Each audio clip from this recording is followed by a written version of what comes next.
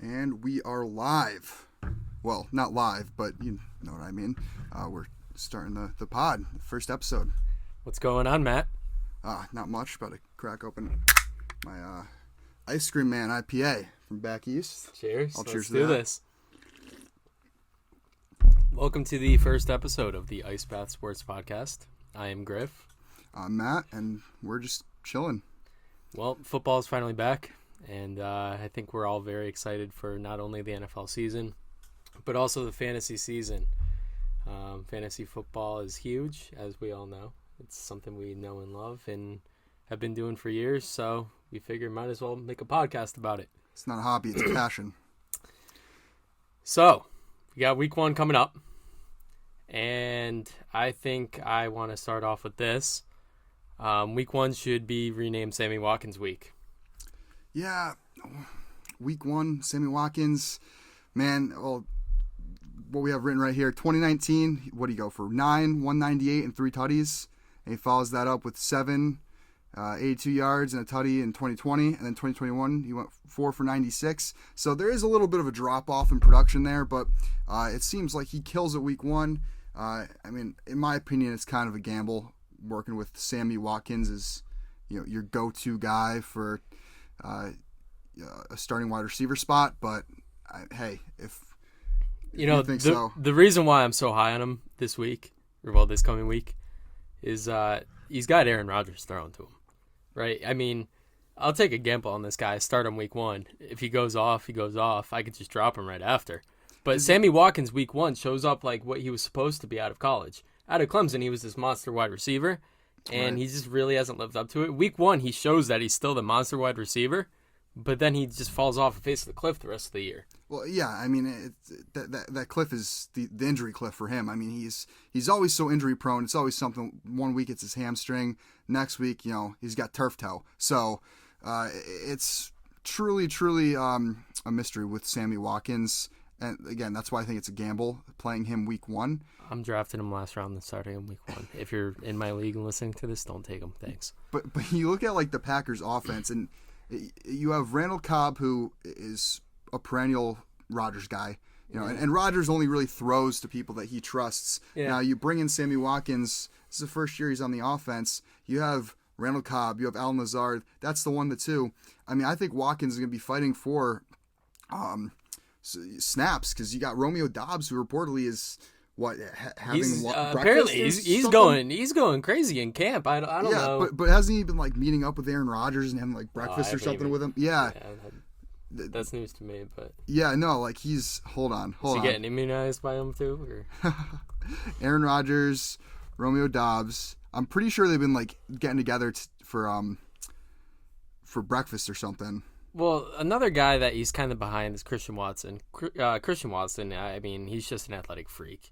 He's 6'4", ran a 4.36 40. He's just an athletic freak, and I think him in that offense with Aaron Rodgers being able to stretch the field, go up and get it in the red zone, I think that's a perfect target for him. I think Christian Watson's going to have a great year. But I think the thing with Watson? Mm-hmm. Yeah. He's a project receiver. You look at coming out of a small school in North Dakota State. I mean, yeah, you have Trey Lance throwing to you, but he has all of the intangibles to be a great receiver, and yet he's still going to be a project. He's got to work on that route running. The reason why I like him so much is Aaron Rodgers, though. Aaron Rodgers, he has that Tom Brady effect. He makes all of his receivers better. But look at Devontae Adams. Look how long it took Devontae Adams to become one of the best receivers in the league. He was another guy that was a project coming out of college. Yeah, you're not wrong. I mean, I don't know. I've been high on Christian Watson ever since his 40 at the combine. I mean, he was just unreal. Right. And you can't really pass on that athleticism. No, you're absolutely right. I think there is athleticism there. I think there's value there, but I personally wouldn't take him this year. I think that's a wait and see, unless you're in a dynasty league. Yeah, that's what I was gonna say. I mean, I've gotten into dynasty leagues. I'm in a couple now, and Christian Watson's a guy that I've got to have on my dynasty roster. Yeah, I mean, because he's gonna be a monster. You look at these guys. Aaron Rodgers always has a guy, and Aaron Rodgers probably has several years of good football left in him. I mean, Jordan Love, he's gone. Yeah, I think personally. Yeah. Well, speaking of Aaron Rodgers, guys, we got to talk about Aaron Jones real quick. Well, yeah, Aaron Jones. I love Aaron Jones this year. Going back, did when we listed off those receivers for the Packers, did any of them stand out to you as like clear-cut number one guys? Allen Lazard could be a number one guy just because of that trust with Rodgers, but this year I think Aaron Jones is their wide receiver one. I agree with that. I mean, last year he finished the season as RB10. This year has an ADP of 20. He's ranked the 11th best running back. But the upside as a receiver this year, when this team has no clear-cut number one, I think it's so hard to pass on. I'm snagging him in dynasty leagues. I'm snagging him in redraft. I'm taking Aaron Jones in every league. Yeah, I think if you're able to get Aaron Jones as your, if you double up heavy on running back and you're able to get him as your RB2 in redrafts, you're sitting pretty. Because I think it's similar to Alvin Kamara was a couple of years ago, where he was number one receiver on his team. He was also number one running back. Yeah. The only difference, it was back then Kamara had Ingram to rival him, while an older Ingram, while Aaron Jones has A.J. Dillon. Yeah, who A.J. Dillon. Speaking of A.J. Dillon, I love A.J. Dillon this year. Do too. I think he's still going to get 15 carries a game. I think they're going to be. It's 1A, 1B. It's not a 1-2. That backfield's going to be running back by committee, but Aaron Jones is the clear-cut number one there. He is the 1A, and that upside out of the backfield as a receiver, I think it's just so hard to pass on. Especially his ADP is 20. Mm-hmm. You get him at the end of the second round in your 10-man leagues.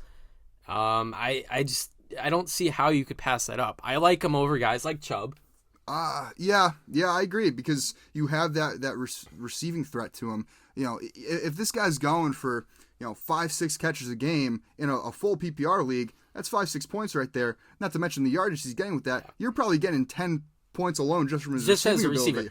I mean, he's probably going to get at least 10 carries on top of that. So you're looking at a guy that's most likely getting at least 15 points a week, and that's not even including touchdowns. I mean, we were talking about Chubb yesterday, and the reason why we're kind of lower on him compared to guys like Aaron Jones is they don't have a quarterback.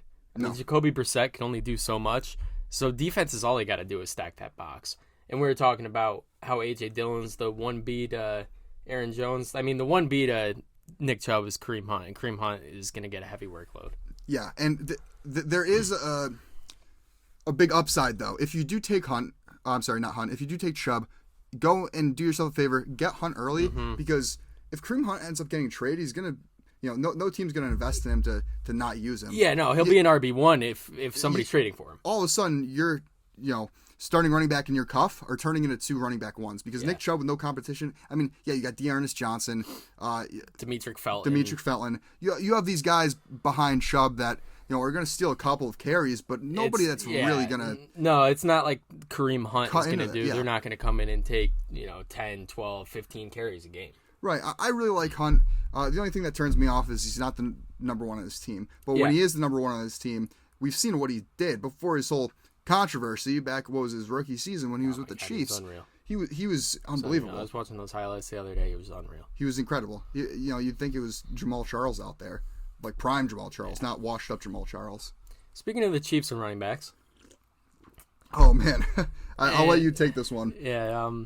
One of my least favorite guys this year is Clyde Edwards-Helaire. He's got the fumbling issue, and I just don't think he's good. I didn't think he was good coming out of college. Everybody hyped him up. That pick just I didn't get that at all. You take him in the first round, and let me tell you, I was so high. I mean, obviously, Monday morning quarterback. Everyone's going to say this, but I loved Jonathan Taylor coming into that draft. I thought he was RB1. That's aside the point. I had Edwards-Helaire as my RB3, RB4 in my rankings pre-draft, because you had guys like DeAndre Swift went in that draft too. Yeah. I mean, DeAndre Swift, he's small. Yeah, so is CEH wasn't even the best running back in his conference. Right. No. But I want to get into the guy that I'm super high on right now. A little bit less as of yesterday, but I think I don't know if this move makes much of a difference. I mean, the Chiefs did keep Ronald Jones on the 53-man roster, but Isaiah Pacheco, I mean, you can't deny what this guy's doing. He's a 7th-round pick. He's coming in and not doing 7th-round pick things. 7th-round picks don't take starting reps in late August and he's just not a typical 7th round pick. He's explosive. He's probably gonna get some opportunity to return kicks. And first hot take, Isaiah Pacheco is RB1 in the Chiefs by week 6. Interesting. Wow. I don't think the Chiefs like CEH and I don't think they should like CEH. I don't know. Well, CEH is one of those guys that I'm avoiding in every draft. He fumbles a lot. Yeah. And he's not explosive out of the backfield. I haven't seen stuff that I like from him at all. All he really is just another receiver out of the backfield. But then again, I mean, I don't know how. I haven't looked as much into Pacheco as Griffin has, but if Pacheco's even, close to being a decent pass catcher, I think he could easily take that job just because of his running ability alone. And you look at Ronald Jones. Look at Ronald Jones back in Tampa. There's a reason they didn't bring him back. Oh, yeah, no. I mean, there's a reason they brought in Leonard Fournette. They gave Ronald Jones a chance. They gave him multiple chances. He had many chances. He had a lot of chances. He had many chances to take that job, and Leonard Fournette just outplayed him by miles. Right. I mean, I don't know. Ronald Jones is just one of these guys that that's all he is. He's a guy. He's gonna take a roster spot. He's not anybody that I think is worth taking. He's a handcuff for an injury, not even fantasy-wise, just for the Chiefs. I wouldn't even invest in him as a handcuff because you're not going to get anything more than what Chuba Hubbard produced last season when McCaffrey was out. I mean, if you're getting 10 points a game at best, I mean, if you're desperate for receiver, I'm sorry, not receiver. If you're desperate for running back, and you went like heavy receiver in the draft, then I'd look at like a guy like Ronald Jones if Fournette got hurt, or I'm sorry, not Fournette, but CEH gets hurt, or Pacheco or whoever. Yeah. Both of them. I agree. I mean, CEH again, he's kind of caught a little bit of an injury bug since being in the league too, right? Yep. So I don't know. I would stay far away from Ronald Jones, just because he's hurt me in the past. So Isaiah Pacheco is another one of those guys. If you're in a dynasty league, you'd stash him. You could get him in the 3rd round. I mean, the hype is probably bringing up to a 2nd round rookie draft pick. Yeah. But in the 3rd round, you have nothing to lose. And the running back position is so unforgiving. Yeah. Well, you take a gamble on a guy like that and he pays off. You look like a genius in your leagues taking that guy in the 3rd round when nobody else is even thinking about touching him. Yeah, I mean, just because with the receivers, you get chance after chance after chance. It's like, okay, he had a bad game. He had a couple drops. If you're a running back, you don't really get that many chances unless you're Ronald Jones. But I mean, I think, it's such a formidable position where somebody like CEH should go down. Pacheco steps in. Look at Jonathan Taylor again. His rookie season, he was supposed to sit behind Marlon Mack again, 2nd round pick versus 7th round pick.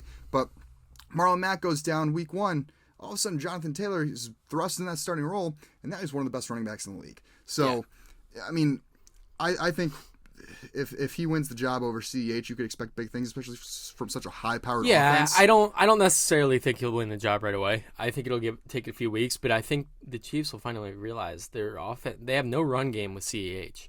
I wouldn't be surprised because you're talking about a guy in Andy Reid who is, I think, is a no-nonsense kind of guy. Yeah. If he sees somebody underperforming, he has no issue. Yeah, he doesn't care what he drafted. Yeah. No issue benching you. Speaking of running backs and guys that I like to avoid, another guy that I am very low on this year, and this come to a shock to a lot of my friends because this has been my favorite running back the last couple of years since his rookie year, David Montgomery. Yeah, I loved me some Montgomery. I owned him last year in my keeper league. I'm a huge D-Mont guy, but this offensive line is led by, you ready? Braxton Jones, Cody Whitehair, Lucas Patrick, Tevin Jenkins, and Riley Reif. Riley Reif still in the league? Apparently. Wow. But that's enough said. That offensive line is terrible. They have no receiving threats outside of Darnell Mooney. And this offense is going to suck. We were talking about this yesterday. This team might be the worst in the league. You're relying way too much on a guy in Justin Fields that did not show much promise last year. He is an athlete, but he did not excel that great as a passer. Yeah, he had a great preseason, but I don't like to read too much in the preseason. I feel like you're playing people's backups. You know, it only really matters for those 7-8 guys that are fighting for roster spots. Yeah. Exactly. So I mean, you got a good offensive guard there in Cody Whitehair. Yeah. But that's it. Like when your best offensive lineman is, a little above average, but then the rest are kind of like, meh. And you got a guy like Tevin Jenkins who is on the trade block, right? He's probably gone. Yeah. So that's another tackle you're missing. I don't know. I like I said, I've been a huge D-Mont guy. They're setting him up to get killed. And Justin Fields. I mean, the Bears, we talked about this yesterday, but James Daniels was, I think, a huge loss for them. And you know what? That's a big upgrade to the Steelers' offensive line. I think really, really helps Najee Harris out. So I not to change the subject off your D-Mont, but I think Najee Harris is going to be one of these guys that is going to break out, finish as a top 3 running back this season. I can say the volume. He's going to get the volume's going to be there. The volume will be there. He's explosive out of the backfield, and as long as they have somewhat of a passing game, defenses just can't stack the box. And that offensive line, like you said, adding James Daniels, you could create a lot of holes for Najee. He could, I don't know, he could break off some big runs. I think he'll be a top 3 fantasy back as well. And we saw in the preseason. I mean, the offensive line alone, like the offensive line has a couple questions. I think those were addressed in this offseason by Pitt. Yeah. But you also have some decent tight ends on that roster. But the receivers, you got George Pickens, who we saw in the preseason. Oh my God! I mean, receiving threat alone, he's going to be scary. But his run blocking ability as a receiver is incredible. Like, this is a guy. Look at him and compare him to like Evan Ingram, who they're the same size. They're probably George Pickens is probably faster, but Evan Ingram lines up as the tight end spot. You got George Pickens who lines up as a receiver. George Pickens is probably a better tight end than Evan Ingram. Oh yeah. And look at how much Evan Ingram just got paid by the Jaguars. What I want to know is why people are so shocked about this George Pickens stuff. George Pickens was unreal. Unbelievable. At Georgia. I love unreal Pickens. At Georgia. The only reason why he fell was because of the ACL injury. He tore his ACL and came back that same year. Right, but I believe there's also a lot of character concerns as well. But I mean, that type of aggression you want brought to the football field as long as it's not going to hurt your team or your chemistry. Yep. If you're taking that intensity out, when you play, I mean, there's no reason. I am a big George Pickens guy. He's a true X there. I mean, Deontay Johnson just got hurt. They're saying it's nothing major. But Chase Claypool on the roster. I think you know what? Flashes. You know what? I think Chase Claypool. You pick up George Pickens. He's the true X. You throw Chase Claypool in the slot. I think he's going to be dangerous this year. Yeah, I mean, you got a guy that's 6'4". Yeah, I mean, he's another athletic freak. And look at the size. Got the size. Look at the size of most slot cornerbacks. Like, this is. Oh yeah. This is like a reason I believe Adam Thielen is so successful or has been so successful as like a red zone threat. Because most slot cornerbacks are like 5'9", 5'10". Yeah. I mean, you want to put your small guy in like that nickel. Yep. And that's such a mismatch in size that, I mean, speed, release, I don't care, unless your slot cornerback has a 42-inch vertical. Yeah. I doubt he's going to be able to defend. I'm very high on all the Steelers wide receivers. I mean, Deontay Johnson is a PPR god. Who starts for them though? Yeah. At quarterback. Well, I probably. It's got to be Pickett. How can you take a guy in the first round and not get him reps in that offense? I mean, yeah, but the thing is, if you start Pickett off the bat, you can't just bench him if he struggles. No, you can't. But you have to go through those growing pains. And I mean, Mike Tomlin has more patience than anybody. Look at some of the guys he had to deal with. Yeah, he does. But I think this year Trubisky starts the first couple weeks. You ease Pickett in, maybe set up a couple packages with him. I don't know, but I think Pickett will take the job by week 5, 6. Just see what Mitch does. If Mitch goes crazy, then I mean, we're in agreement that Mason Rudolph's not the guy. He had his chance to prove that he's. Did you see they're trying to trade him and they want like a lot of value for him. They don't want. They're like we don't want day 3 picks for Mason Rudolph. Is there a more overvalued quarterback in the NFL than Mason Rudolph? No. Like Mason, if you're watching this, I'm sorry, but no, but the Steelers said they don't want day 3 picks for Mason Rudolph. What do they think they're gonna get? Is somebody gonna offer them like 3 1s and they're gonna be, oh yeah, sure. I don't know. Yeah. I don't know. But just one last note on the Steelers. Did you see the Najee clip today? No. It was released. I think it was a beat reporter posted on Twitter, and it was Najee Harris an hour after practice. I think it was from yesterday, and he was running hills an hour after practice. Was he? Yeah, like willingly. Well, that surprised me because he had a little injury scare for a sec. Right, but this is a guy that just wants to get better. I mean, the fact that you're willingly an hour after practice running hills, like, come on.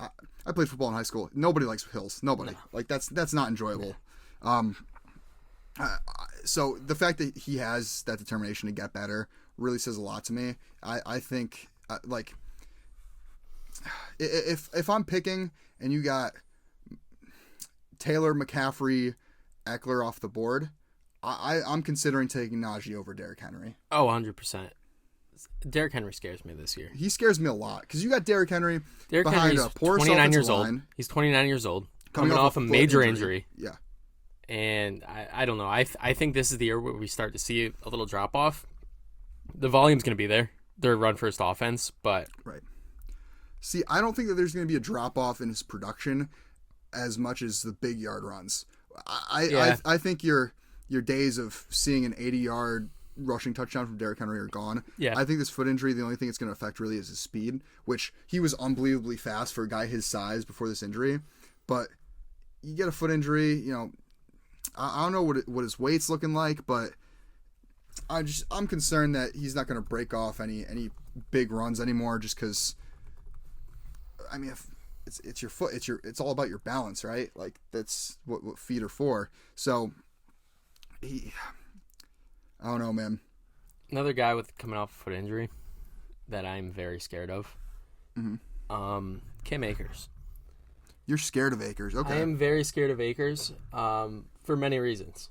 See, I'm not. I love Akers. I think from a lot of reports from people that have been at Rams camp, which granted it's camp, but a lot of people were saying it was a running back by committee there.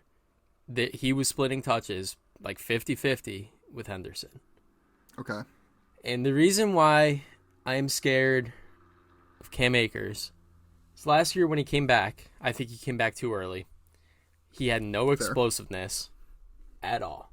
I mean, coming off an Achilles injury, he came back way too quick. He had no explosiveness.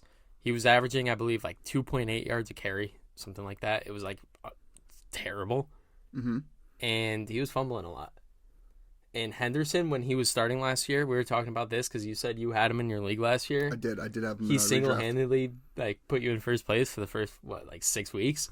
Right. He was a clear-cut RB1 in fantasy last year. Now, my argument to this is Darrell Henderson was only the RB1 because he was efficient in one of the best offenses in the league. No, you're not wrong. Behind one of the best offensive minds in the league in Sean McVay. Yeah. And Cam Akers, everything you said was 100% true, but that was a year ago. He's had a whole offseason, a whole preseason to come back and, kind of get some of that explosiveness back. And, your Achilles, that's where all of your explosiveness comes from. It's like a spring, It's the most major injury a running back could have. Yeah, but I think he's going to come back. Do I think he's going to be what he was in college? No, but I think he's going to have RB1 potential. I think Darrell Henderson is a better pick for where he is at ADP. I disagree. Because if Cam Akers stays healthy, and that's an if Akers is able to stay healthy, he's going to be the guy. I mean, I've done a lot of mock drafts where Cam Akers is going late second, early third round. Okay. And I think Henderson going like rounds 8 to 10-ish is just a better value pick because we just never know. I'm big on receivers coming off ACLs and running backs coming off Achilles are guys that I kind of want to stay away from. Right, but we're going back the beginning of last year. He's had a whole year to recover. To your point of he's sharing carries in practice, that's because you want to keep your guys fresh. You don't want to use them all in practice. You don't want to wear them all down in practice. You do, but I think it says a lot. I'm not going to look too much into that. Sean McVay always starts off by claiming he's going to do an RBBC, and then he brings in a guy that dominates like 60% of the backfield and is putting up like 20 fantasy points a game. Because Akers, yeah, he did have, a really poor end of last year when he came back, but he, if I'm not mistaken, he was still putting up decent fantasy points. I mean, fantasy points. He was an RB2 coming off an Achilles fumbles, injury. The fumbles kind of killed it though. He was. I mean, that was more in like the real life playoffs though. Right. That wasn't really a fantasy standpoint, but yeah, I don't know. I'm scared of Akers. I like Henderson's value for his ADP. Doesn't mean that Henderson is going to get nearly as many touches, but for the ADP value, I think Henderson's a great pick. I think Henderson is a cuff at best. I think he's going to get 5-6 carries a game. He's going to come in to relieve Akers. So I think he'll get double-digit carries a game. I don't think so. I think Akers is going to be their guy. You look back, they took him in the second round. Yeah, he was an early pick. He was a really early pick, and he showed flashes. He reminded me a lot of Dalvin Cook in college. Yeah. He was like almost a carbon copy of Dalvin Cook. He was a great college back. Now, you know who else had a major injury early on in their career? Who's that? Dalvin Cook, who had an ACL tear his rookie season. And what is Dalvin Cook now? Where is he going? What's his ADP? It's high. Yeah, I mean, it's like first round? Yeah, he's first round ADP. So, I mean, do I think like end of the second is early or even middle of the third? Is that early for Cam Akers? I think so. But if you got guys that are scared of taking Akers and he's there at the end of the third, maybe early in the fourth, I'd swing for the fences with him, honestly. I think that there's a lot of upside there. I don't hate that, but I think the upside there is immense, honestly. Okay. You're in such a good offense. Like, there's no reason that, like, Ronald Jones can go into that offense and he could become an RB1 in that offense. Yeah, I mean, anybody could become an RB1 in that offense. The offense is insane, but right. So like you can take any running back and put them in and give them 15, 20 carries in that spot, then they're going to produce just because you have such a good offensive mind in Sean McVay, and I think it's all smoke and mirrors, this RBBC thing. Speaking of RBBC, let's talk about the Jets real quick because there's been many reports from Jets reporters that Michael Carter is going to be the starting running back. Michael Carter last year. I would listen to Griffin. He's a Jets fan. I am a massive Jets fan. He knows his stuff. Sadly. Michael Carter last year finished as RB29 while missing 3 games. The Jets O-line has also improved a lot from that. They added Laken Tomlinson. Granted, Mekhi Becton suffered another season-ending injury, but Dwayne Brown was signed, and he's looked phenomenal. You move George Fant back to the right side, and you got Elijah Vera-Tucker, who could become a top 5 guard this year. I think the Jets running backs have some good value here. Michael Carter's ADP right now is RB38. I wouldn't get too scared about Breece Hall taking all the reps, because when you look back at college, Michael Carter excelled in a 2-man backfield with 100%. Javonte Williams. I mean, I think last year he got overworked a bit. We had Tevin Coleman, who just got caught yesterday, thank God. And you had Ty Johnson. You can't really split reps when you have Tevin Coleman and Ty Johnson. But adding Breece Hall into the mix, I will completely argue that Breece Hall makes Michael Carter's value that much higher. I agree. I think that's a great take. I think Breece Hall is honestly being way overvalued because, again, he was a running back taken in the second. Yeah. I don't think Breece Hall was even the best running back in this draft class. I like Ken Walker a lot. I liked Kenneth Walker so much. I did like Ken Walker a lot. I think Kenny Dubbs, you heard it here, folks. Kenny Dubbs, he's by halfway through the season, he's gonna get a significant share in carries in Seattle. Yep. I agree. Whether Rashad Penny likes it or not, but again, I like Rashad Penny at his ADP. He's going, the 8th, 9th round? Yeah, and I mean, Kenneth Walker is also going around a little bit after him. His ADP is actually very similar to Elijah Penny. Mm-hmm. I don't know. Rashad Penny. Elijah Penny is fullback. He is.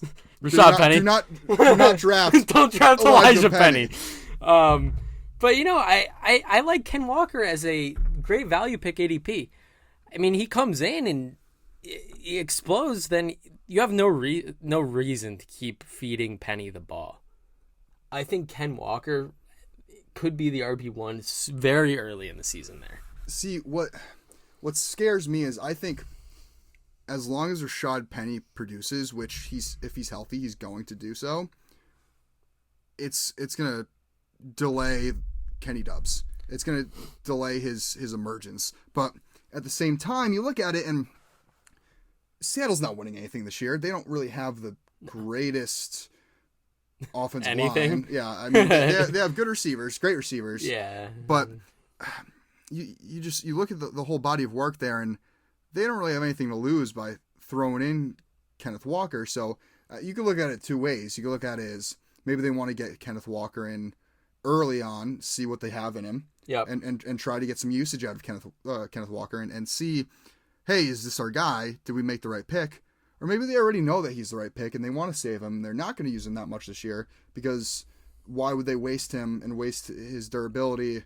Yeah, I could definitely see that too. I could see them running RBBC, which we were talking about with a lot of teams.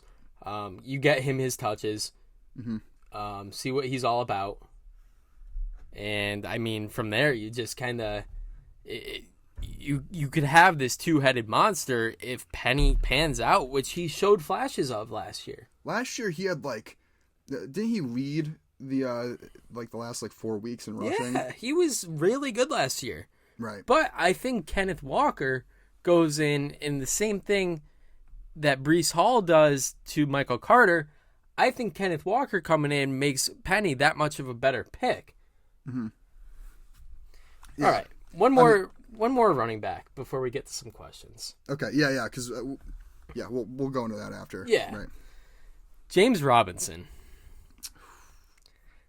The reason why I'm so high on James Robinson still is Travis Etienne hasn't played a snap in the NFL. We're talking a Doug Peterson offense, which you're very familiar with. Yeah, as a Philadelphia Eagles fan, I'm very familiar with how Doug Peterson utilizes and views running backs, and he's always, I mean, ever since he was the OC back in Kansas City, he's always really run a running back by committee. I mean, you look at his time in Philly, you had Miles Sanders, you had Boston Scott, I mean, who are both still on the team, but even before that, you had his beginning years. Who was our running back before that? I'm blanking on that right now, but it was always 2-3 guys that were splitting carries. I saw this crazy stat, and I remember this, but I forgot all about it. Miles Sanders had a 2-week stretch with Doug Peterson as the head coach where he had 15 touches. That was when Boston Scott was the backup. Right. That is unreal. Yeah. So James Robinson this year, although I said I hate running backs coming off leg and foot injuries, I think James Robinson has more upside for his ADP than Travis Etienne does. I love James Robinson. And I remembered who I was thinking of. I'm thinking of the year, the Eagles won the Super Bowl, but we had LeGarrette Blount as your Thunder, and then you had your Lightning and Jay Ajayi. Yeah. And I think it's a similar situation here where James Robinson's your Thunder. You got Etienne as your Lightning. I think both are going to split carries. Etienne's going to be more of the pass catcher, I think. He's going to be more of a pass catcher, so he has upside on, in PPR leagues, obviously. Yep. But James Robinson's going to be, I'm going to say it, I think he's going to be our RB2, touchdown dependent RB1. I see very high RB2 upside, and he's an absolute lock. If you don't believe in the RB2 upside, he's an absolute lock as a flex. I mean, because Doug Peterson, he may be a quarterback guru, but so some people say, but his offensive style is usually really balanced. So he's gonna try to run the ball as much as he's gonna pass, and I really like James Robinson as ADP, like Griff said, and Travis Etienne's going a little high for my liking. It's gonna be interesting to see what they do going forward. I wouldn't recommend going for James Robinson in any dynasty leagues, but if you're in a redraft, definitely think about taking Yeah, James because I Robinson mean, as an RB3 in or 4. Dynasty, I see the concern because you're taking a gamble on a guy long term, and I think this year will tell a lot about the future of that backfield. Yeah, I mean, because James Robinson, he's got, 2 more years, including this year? So Yeah. next year is a contract year for him, and honestly, I could see them moving on from him. Oh, yeah, I completely In the agree. offseason. If ETN's the guy, I could see that. Yeah. But I guess time will tell. 100%. All right, let's get to some questions. Right. So we asked out on Instagram and TikTok for your questions of anything fantasy football, and we're going to answer them. So, All right, my friend Nick sent in a question. What are your expectations on Trey Lance? I've got a couple friends that are very, very high on Trey Lance. I have some that are taking him in every single draft they're in. But the issue is here. The 49ers just went out and re-signed Jimmy Garoppolo to be their backup. I don't think you bring Jimmy G back unless you have concerns about Trey Lance as a long-term starter. I think there's a lot of insecurities revolving around Trey Lance. Yes. I think the only reason that he's getting thrown to the Wolves this year is not because they think he's ready, but because they thought that Jimmy Garoppolo was going to have a lot bigger of a market than he did. They're going to be able to move on from him, and they're going to get Trey Lance some valuable reps, somewhat early in his career. Because you don't want to take a guy in the first round and then bench him for 2 years. Right. Because then, first round, so you're going to pick up his option. That's only 3 years as with your quarterback that he's playing. Yeah. You took him in the first round. I think they want to get 4 years out of him. I think they're way too invested to Trey Lance to not play him. Yeah. And I don't know. I think from what I've read in the reports, what I've heard from Niners fans, every Niners fan loves him, but every Niners beat reporter that I've seen is not. Yeah. I think Jimmy Garoppolo gets some starts this year. I could see it. Now, worst case scenario for the 49ers is Trey Lance goes out and tweaks a hammy or something week 1, and you don't see what you have in him all season because he has this lingering injury. That's worst case scenario because then you have to roll with Jimmy Garoppolo for another year, and Trey Lance, again, you don't know what you have in him. Yeah. But I think where he's going in drafts is a little too high for my liking. He's going before guys like Derek Carr, who just got an upgraded on his offense with Devontae Adams. We talked about this yesterday. We're both very high on Carr as a fantasy quarterback. Right, and even Kirk Cousins is going as a QB too. I know. And you're throwing Adam Thielen and Justin Jefferson. You have a nice backfield, an upgraded offensive line. I think Kirk Cousins is a sneaky low-end quarterback one. I agree. All right, talk about quarterbacks. How do we feel about Tua Tagovailoa? Oh, that's the next question? I like it. All right. So, I like Tua a lot. The thing that scares me is that deep ball and his arm strength. And for some reason, I watched him all through college, and he had flashes of really great arm strength. Mm-hmm. I just haven't seen it at all. I saw some of these throws. They're just absolute ducks. But the thing that helps Tua is the fact he's got Tyreek Hill to stretch the field. He's got his little check down guy of Jalen Waddle. He doesn't have to rely on Mike Gesicki anymore. Mm-hmm. He's got playmakers where if you get Waddle in space underneath, get the ball in his hands, he's going to make plays. It's going to boost Tua's fantasy value. Expect a lot of screens out of this offense this year. Yeah. Now, my thought process on Tua, bold take here. I think he's probably a mid-end quarterback too. Okay. Now, yes, he has Tyreek Hill. Yes, he has Jalen Waddle. Yes, he has Mike Gesicki. However, Mike McDaniels is coming from a team where, he was always a run-first guy.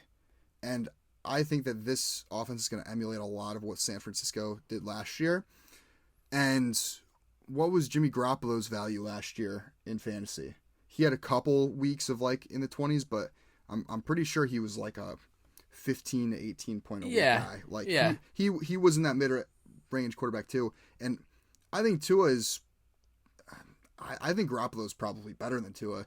I mean, Tua has higher upside, obviously, because he's younger. Yep.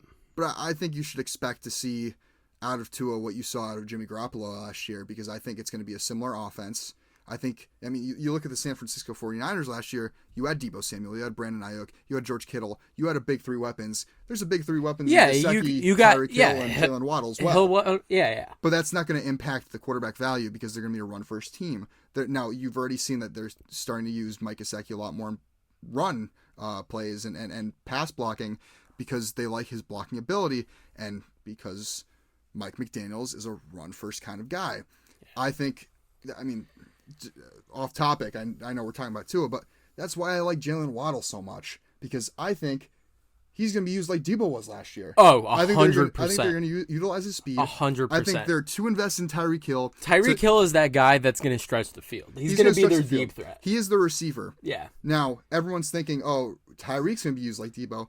No, they're paying Waddle's going to be that gadget. Yeah, Waddle's going to be his gadget guy. Waddle's going to be that gadget guy. Yeah. Waddle's going to be the next Deebo this year. Yeah, I completely agree on that. My take. All right, another one. How long before Malik Willis takes the starting job? Not this year. Unless Tannehill goes down with injury. Yeah, it Malik won't Willis be. is sitting. You take this guy in the third round. There's a reason he fell to the third round. Yeah, he's very, very, very raw as a quarterback. He's got a lot of stuff to work on, but he has a lot of stuff to work with. Yes, he does, and I think that's a kind of team where he's a pretty good fit. But I think Tannehill keeps the job all year. I agree with that. All right, is Mike Williams the new wide receiver 1 for the Chargers? No, I don't know. No. Keenan Allen. As Keenan long Allen. as Keenan Allen is there, Yeah. Keenan Allen's route running ability is top 5 in the league for receivers. And I mean, I don't care if Keenan Allen is 33 years old, 34 years old.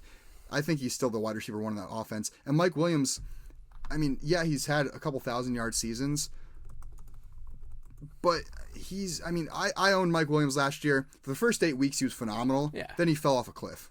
Yeah. So I think Mike Williams is too inconsistent to be trusted. I think he's going to have those big games. He's going to be a boomer bust. If you're playing in daily leagues, I think Mike Williams is a nice start if you think Keenan Allen's going to have a tough matchup. But I mean, I think Mike Williams, they paid him all that money, but I don't think they're really going to use him. And you got guys like Josh Palmer who's surprising this offseason. You got Austin Eckler out of the backfield. I think Isaiah Spiller's going to get some work in the receiving game.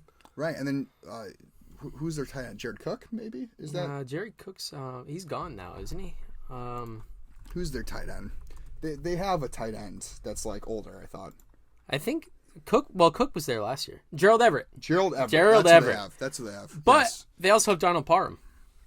They do have, yeah. All right. Next question. Does Cooper Kupp have the same season as he did last year? No. He put up triple crown numbers with 2,000 yards. You can't put those numbers up. Now, I do think Cooper Kupp is still going to be a top 3 fantasy wide receiver. Could be number 1. I think he's going to be top 5. I think he breaks top 3, but I wouldn't be surprised if he's in the 4-5 range. I think top 3 anyway could be Jefferson, Chase, Kupp. I think Kupp is going to be a top 3 receiver. Van Jefferson? Yeah, Van Jefferson. Van Jefferson? No, obviously Justin. That was but yeah, no, Cooper Kupp, it's almost impossible to match what he did last year, but it would not shock me if he comes out and puts up huge numbers again. Absolutely not. I think Cooper Kupp is, I mean, he's been a monster receiver ever since college. It's just last year was really, I'm not even going to say a breakout because he's been a great receiver in the NFL. And I mean, he was dominant in college. If you ever want to have some fun, go look at his college highlights and look up his college stats. They're absolutely just unfathomable. They're insane. But Cooper Kupp is a top receiver in the league. He's a top route runner. But I think the Rams regress this year, honestly. I don't think they're going to be as good as they were. They lost some pieces. Andrew Whitworth retired. That's a lot bigger of a loss. That's a huge loss. I still think the team's going to be very good, though. They're going to win their division. Yes. But I mean, Cooper Kupp's not going to put up the same exact season as he had last year because that's just not realistic. I mean, what he did last year was one of a kind. Like, we've never really seen a season like that. Yeah. All right. Ever. 2 more questions. One of them is going to take about 5 seconds to answer. Chris Godwin or Isaiah McKenzie? Chris Godwin. Chris Godwin. He's probably going to be ready and healthy by week 1, week 2. Week 1 or 2. He may be starting week 1. Right. And for the last one, who is making it out of the AFC West? The AFC West. If we're talking division winner? This is tough. Yeah, this is tough. But I like the Chargers to win the division. Why you gotta steal my thunder, man? Were you just gonna say that too? I was gonna say the Chargers. I thought I was coming out with a hot take, but I thought so too. Because I honestly, you look at Denver. Denver has, Russell Wilson, Broncos country, let's ride. But like, what did Russell Wilson do last year? He did not look that great last year. No, well, I think a lot of it was the offensive line last year, though. Oh, what's just happened? It stopped recording. I think it died. That's all right. Let's keep going. Russell Wilson last year, a lot of it was the offensive line, I think. All right. So, just one last thing before we continue this question. So, if you're probably not watching on YouTube anymore because the camera just died, but that's why you should listen to the audio that you're listening to right now. And should be available on Apple, Spotify, and all over. And most of your podcasting platforms. So I just wanted to plug in real quick there that the longer extended version of these podcasts will be available to listen to in just the audio format. Video format, it's going to get a little cut off, but will be available in a shorter version on YouTube. And, I think that pretty much wraps up what we had planned for today. But before we go, I do want to talk about two guys. Two guys that I think are going to finish as well. This first one's going to be a wide receiver 1, in my opinion. Okay. Borderline wide receiver 1. I think it's going to be a high end wide receiver 2, low end wide receiver 1, and he's the number 2 on his team. But I think it's a 1A 1B situation. Yep. I think he has a better year than the guy that people are saying is the one on this team, and that's Devonta Smith. Yes, I'm an Eagles fan. I may sound biased right now, but Devonta Smith is a great route runner. And think about who's cornerback 2 is going to be covering Devonta Smith.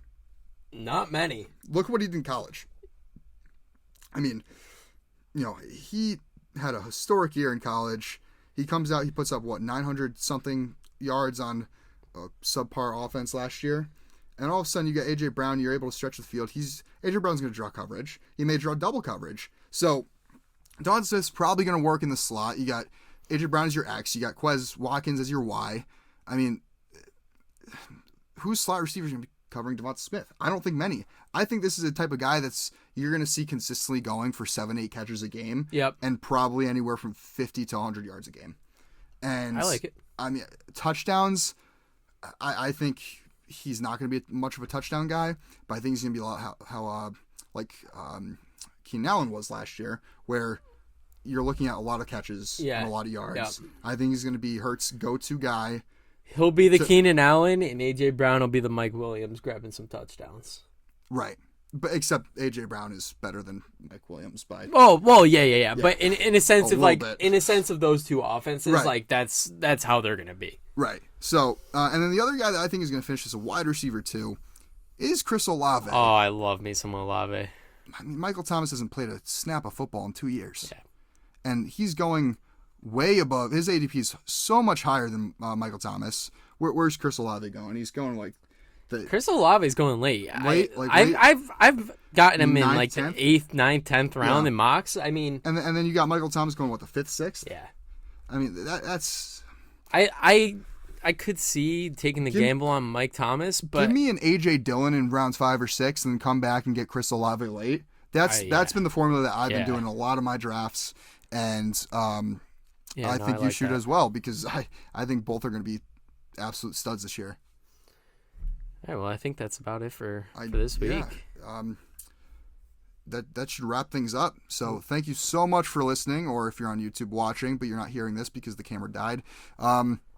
We will be back next week with week 1 predictions and season predictions and all that jazz. So and our week 1 picks for betting. Yeah, our and week whatnot. 1 betting picks. We're gonna have some little challenges in there throughout the season, so this is gonna be fun. Yeah, But, it's you're really hope you're getting on board now, because it's gonna be a hell of a ride this season. You're in for a lot of fun. There's gonna be a lot of heartbreak, but that's football. But there's also gonna be a lot of dubs. You know, some fat dubs, some Kenny dubs. So I'm really looking forward to this season. I really hope you guys start following along and listening. And if you do, we really appreciate you. And we'll talk to you guys next week. Yeah, thanks for coming to the ice bath, and stay cool. That was horrible.